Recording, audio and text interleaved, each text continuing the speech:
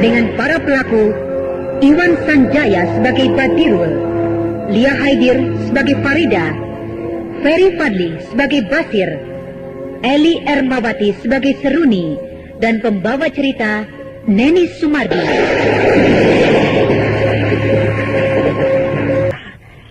Melihat perempuan ini, tapi di mana ya? Abang sudah mau tidur? Belum. Yang memang, Mardian yang sudah berada di tangan Nik Ringgi lepas ketika mereka sudah berada di perkampungan mereka. Bahkan Mardian lepas ketika dia dijaga oleh Datuk Panglima Kumbang beserta orang-orang kampung Datuk itu. Dan memang ampuh pundi-pundi yang diberi oleh Badirul kepada Mardian. Karena dengan pundi-pundi itulah dia bisa menyelamatkan dirinya. Tapi Datuk Panglima Kumbang masih bisa mengejar jejak Mardian yang sedang melarikan diri. Namun sayang, Datuk Panglima Kumbang dihadang oleh Badirul, sehingga terjadilah perkelahian yang sangat menegangkan. Tapi tampaknya Badirul tidak mau melayani Datuk itu karena dia hanya mencegah Mardian supaya tidak tertangkap oleh pimpinan harimau itu. Dan juga sayang, ketika Badirul sedang berada di tempat Datuk Panglima Kumbang untuk menyelamatkan Mardian, Basir dan Farida mencoba untuk melarikan diri. Namun entah bagaimana, tiba-tiba saja Badirul sudah kembali.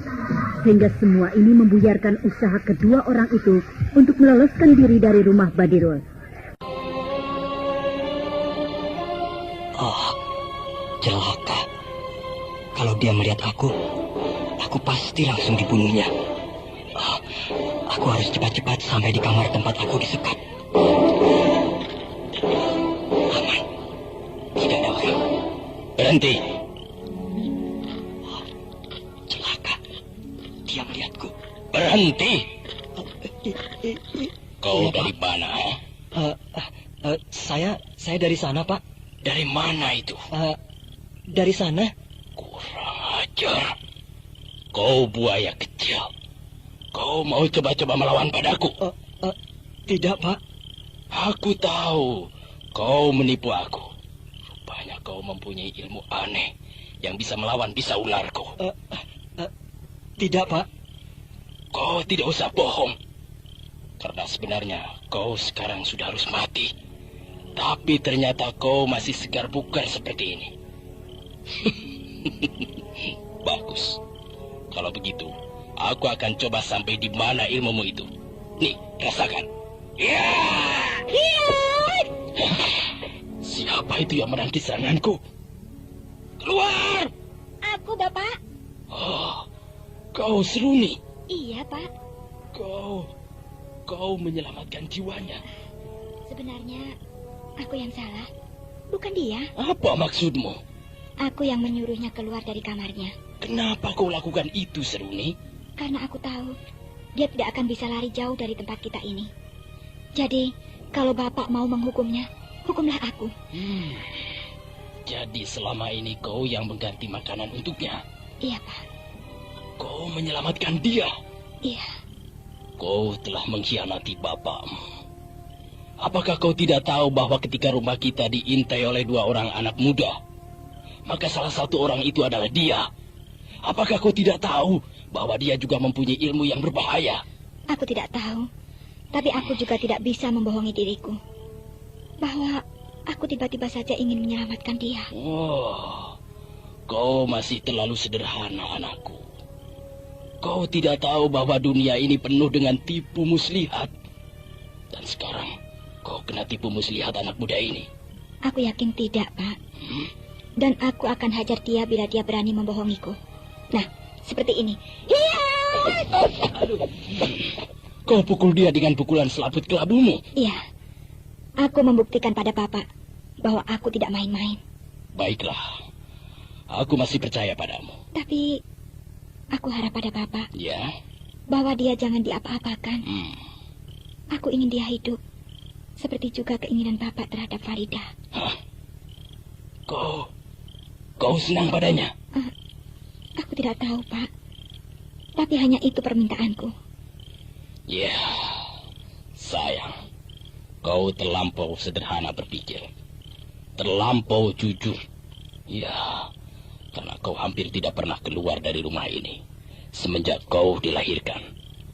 Sehingga kau tidak tahu bagaimana dunia yang sebenarnya di balik dinding-dinding rumah ini. Ya, sudah. Tarik anak muda ini ke kamarnya. Kau terlampau keras memukulnya, sehingga dia pingsan. Iya, Pak. Enak tidurmu tadi malam. Iya. Tapi aku lihat gelisah. Tidak. Kau gelisah, sehingga kau memerlukan keluar dari kamarmu pada tengah malam tadi. Iya. Kau gelisah karena menunggu kedatanganku tadi malam. Tidak. Tadi malam panas sekali. Kau kelihatannya cantik sekali pagi ini. Aku... Betul kan begitu? Terima kasih. Bagaimana? Bagaimana apa, Pak? Kau lupa? Aku tidak mengerti maksud pembicaraan Bapak. Kau lupa? Aku menunggu jawabanmu pagi ini. Aku belum... Aku tidak mengerti maksud Bapak. Aku menunggu jawaban darimu. Apakah kau sudah siap untuk jadi istriku? Aku tidak bisa, Pak. Ya, tidak bisa. Kenapa tidak bisa? Aku tidak bisa, Pak. Kau tahu bukan? Aku sudah punya suami. Ya, kau tahu bukan? Bahwa aku tidak pernah kenal dengan kata-kata tidak bisa. Aku sudah punya suami, Pak. Dari kemarin alasanmu pasti dan selalu itu. Baik, aku ingin tahu. Apakah suamimu itu bisa melindungimu? Bukankah kau datang kemari untuk meminta perlindunganku? Iya, memang begitu, Pak. Nah, aku akan lebih mudah lagi melindungimu bila kau menjadi istriku. Iya. Aku sudah punya suami, Pak. Baiklah. Aku akan melihat apakah kau bisa tentram. Ya, kalau suamimu datang dan mengancammu. Tampaknya dia marah dan seperti mengancam aku. Ya, biarlah. Akan aku hadapi apa yang akan terjadi pada diriku. Dan kalau bisa, aku cepat lepas dari rumah ini.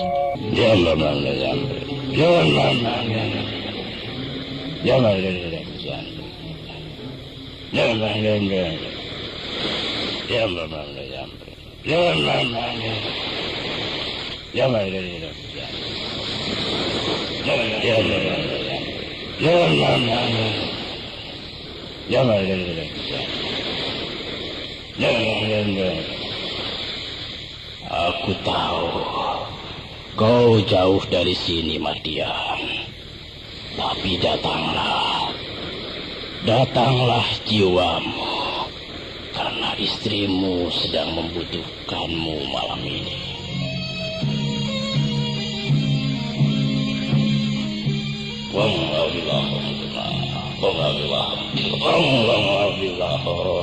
Ya, kau memang jauh dari rumahku ini. Memang jauh sekali. Tapi aku minta kau datang. Hanya jiwamu, hanya rohmu yang aku minta datang. Ya. Karena istrimu yang ada di rumahku sangat rindu padamu.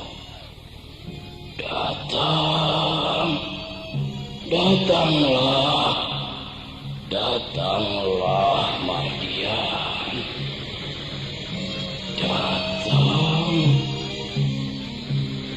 Datanglah padaku, Mardian. Dengan kekuatan magisnya, Badirul memanggil jiwa Mardian. Walaupun dia tahu bahwa Mardian sangat jauh dari tempat Badirul akibat dikejar oleh Datuk Panglima Kumbang.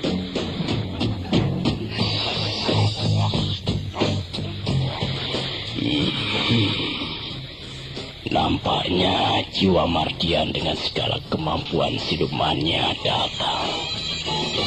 Dia memang datang.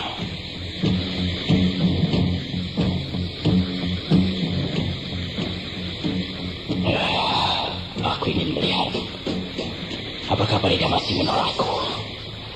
Apakah dia tahan menghadapi Mardian yang akan datang berbentuk siluman itu?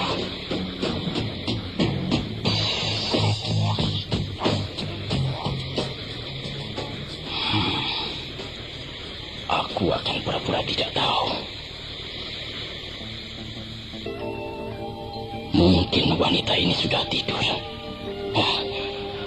Aku bangunkan dia supaya dia saksikan Mardian datang.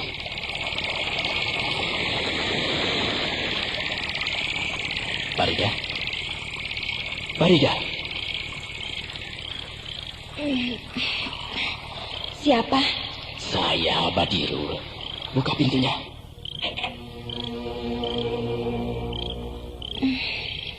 Apakah kau sudah tidur? Iya. Oh, kalau begitu, biarlah. Besok saja. Tidurlah.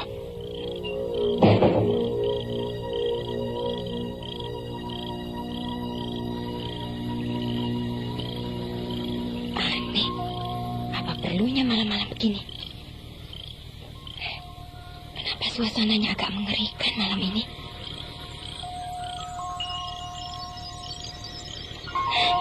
Anginnya juga kencang. Sebaiknya aku tidur kembali.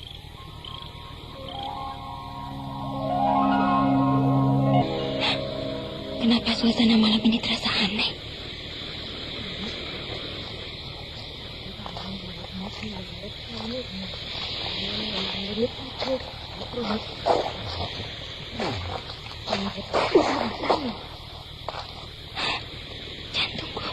Jantungku berdebar keras.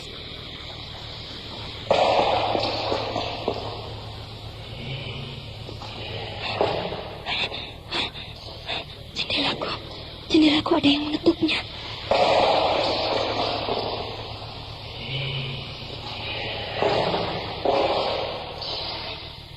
Jendela ini ada yang menarik-nariknya dari luar.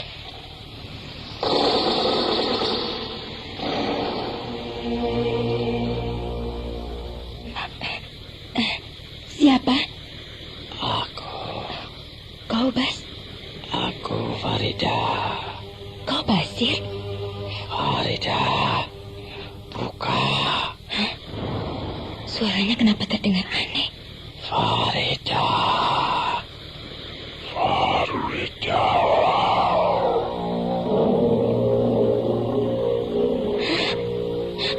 Suara harimau. Apakah suamiku? Ya, aku suamimu. Hah? Dia datang. Oh, celaka. Buka jendela ini, Farida. Jendela itu bergoyang-goyang. Farida. Dia berusaha membuka jendela kamarku. Farida. Tidak, aku tidak butuh kau. Farida. Aku suamimu, bukan. Tapi aku tidak butuh kamu. Jangan begitu, sayang. Pergilah kau siluman. Kau bukan manusia. Kau setan yang berbentuk manusia. Kau menghina aku, Farida. Kau benar-benar harus diakui bahwa aku adalah manusia. Dia mengungkit lagi jendela itu. Farida. Farida. Tunggu, Farida. Tunggu. Akan aku buka sendiri jendela ini. Ini.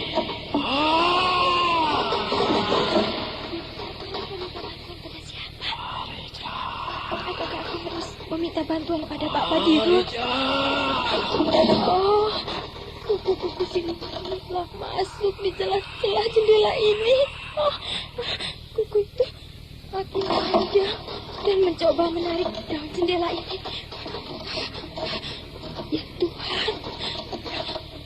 itu akan mati malam ini dicekiknya. Farida, sayang, tunggu. Aku suamimu.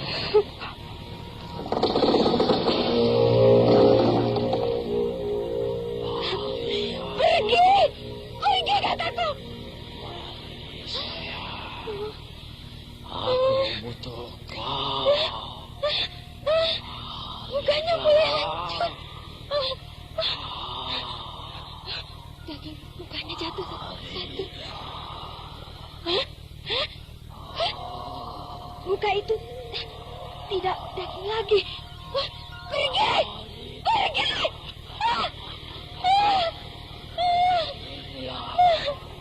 Suamimu. Tidak! Aku tidak mau!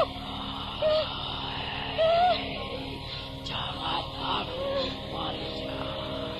Jangan takut. Tidak! Tidak!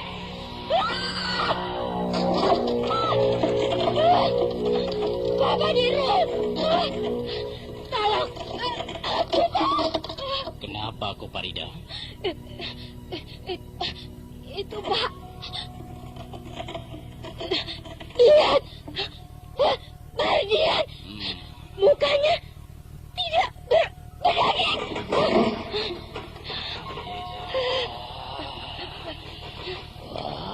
Farida.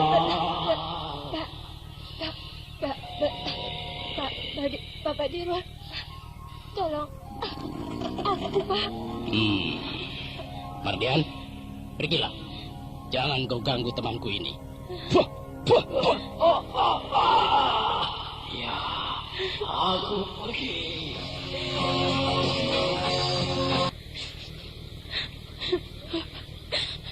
Kenapa aku yang harus dicarinya juga? Kau tidak usah takut, Farida. Selama kau dalam perlindunganku. Kau lihat bukan? Bagaimana dia takut padaku dan terus pergi. Iya, Pak. Terima kasih, Pak. Iya. Sekarang kau pergilah tidur. Tenangkan pikiranmu. Dia tidak akan datang lagi. Aku takut. Aku takut.